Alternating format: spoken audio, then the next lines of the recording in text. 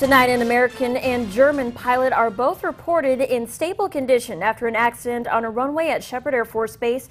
Good evening, and thank you so much for joining us. I'm Melanie Townsend, filling in for Gwen. And I'm Daryl Franklin. The accident happened around 10:15 this morning. Nicholas Kwalik has been following this story since it broke. He's near Sheppard Air Force Base right now. Nick, what's the latest? Well, the latest is that T-38 involved in that accident is still sitting where it landed prior to takeoff earlier this morning. Now, we are here on Emmert Road, just east of Sheppard Air Force Base. As a matter of fact, I'm going to get out of the way and let our chief photojournalist, Curtis Jackson, bring you a little bit closer to the action. Now, at 10:13 this morning, a T-38C Talon assigned to the 80th Flying Training Wing went off the runway before takeoff. Two pilots ejected from the aircraft during that apparent aborted takeoff, and they are German Air Force Major Christian Hartmann. He was taken to the Sheppard Clinic for minor injuries. Also, U.S. Air Force First Lieutenant Charles Wallet was taken to United Regional. And Wallet was assigned to Vance Air Force Base in Oklahoma and was on temporary duty here at Sheppard. Now, we're also told both men are stable, so that is obviously good news. Now, we've learned that a small fire in and around the aircraft had to be put out. Plus, Sheppard called on an explosive ordnance disposal team from Fort Sill as a precaution, making sure that none of the explosive material used in the ejector seats remain.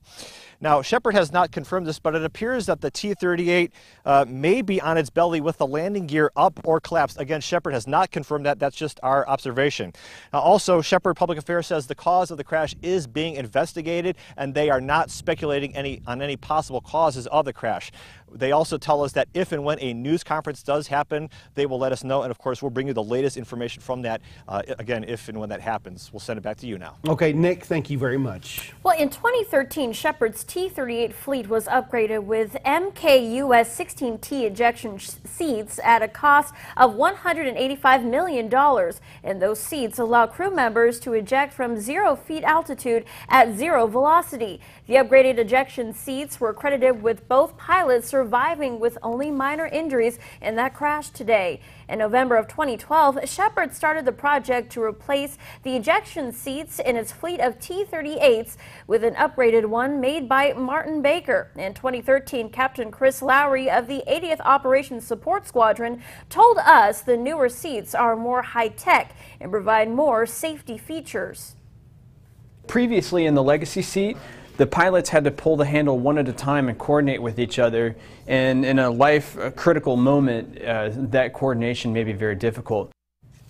Well, what used to take 4 seconds to eject now only takes 2.5 seconds. And the new system sends the rear cockpit out first, followed by a short delay before the front cockpit ejects. That ensures clearance between the two pilots. And base officials say a similar ejection seat is in Sheppard's fleet of T-6 Texans, which reduces confusion among students transitioning from one aircraft to the other.